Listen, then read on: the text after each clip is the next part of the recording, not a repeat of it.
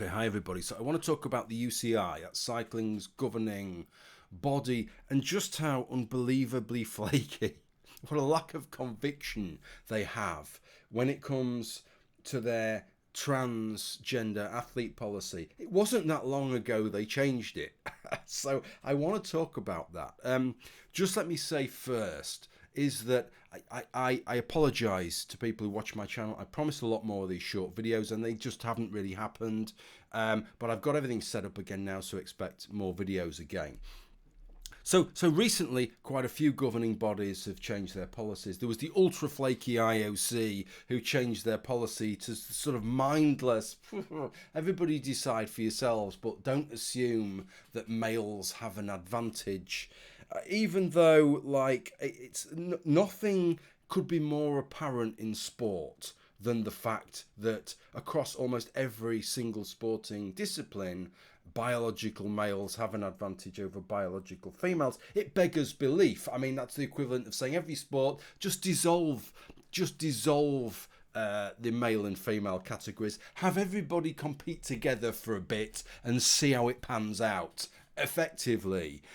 They were ultra flaky, but World Athletics and World Aquatics, what used to be called FINA, they've changed their name the same as World Athletics did from the IAAF. They've both took a harder line than was expected, I think, and they've took a position where they've said, no, we're drawing a line in the sand. The purpose of the female category is to segregate one group from another on the grounds of biological sex, because that's where the advantage lies.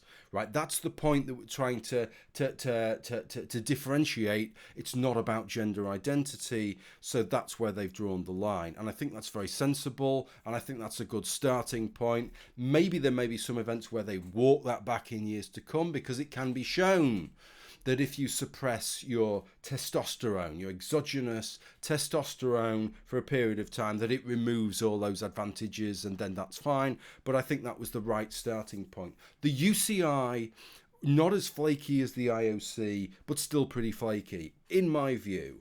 They simply instead reduced or made more stringent the requirement. It was originally 5 nanomoles, less than 5 nanomoles for 12 months for trans women to compete in the female category, and now it's less than 2.5 nanomoles for 24 months. Okay, that's what they did, and they said, well, this is based on our understanding of the science, and we're constantly evaluating de science, and blah. I'm not quite sure what that evaluation of the science consisted of. It looks a little bit skewed. I think it's based upon the fact that, well, if you're under 2.5 nanomoles, then you're very much in the female range.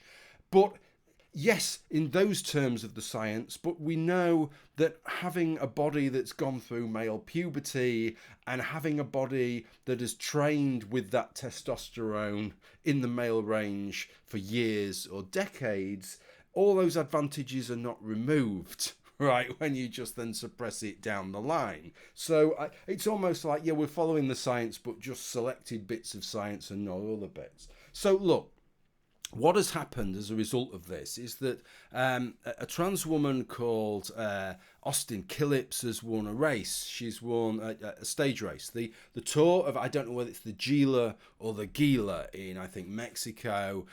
It's a UCI 2.2 race, which means it's the sort of lowest level of the UCI classifications, but it is still a UCI classified race. So it's still a high level race, but it's not World Tour level. It's not the highest level that they classify, but nevertheless, it's a bit of a big deal.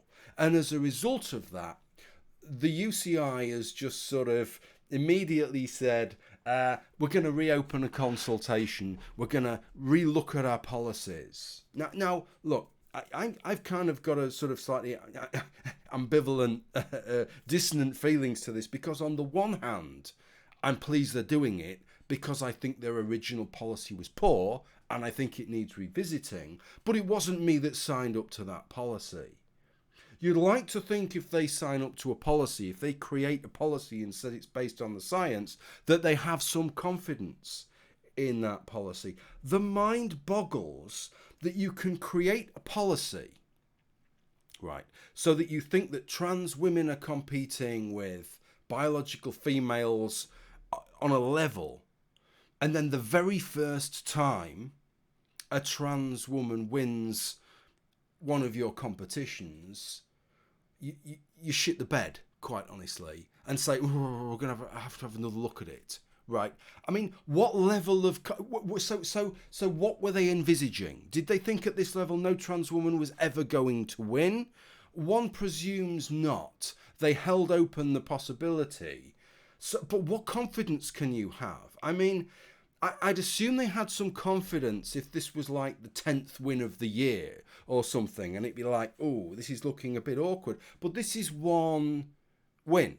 This is one stage race that's been won, the first one, and immediately they've lost all confidence in their policy. They're not standing behind it. They're not going, no, we based it on the science and we think the science is good. Nothing's changed since they wrote that policy, right? I mean, I can only believe this is where the cynical part of me, maybe the realistic reading of the UCI comes in, which is that they're full of shit, quite honestly, which is that they didn't have any confidence in this policy, that they kind of know that trans women would still have an accrued advantage as a result of going through male pubertal development and training with male levels of testosterone for a number of years, but they just kind of, let's just shut our eyes, cross our fingers and just hope. We're going to take the path of least resistance and just hope for the best. And then the best hasn't happened, and now they see that the path of least resistance has shifted a bit, and they're going to try and shift with it. And that's just no way to run an international sporting organisation. Okay, thank you for watching. Bye for now.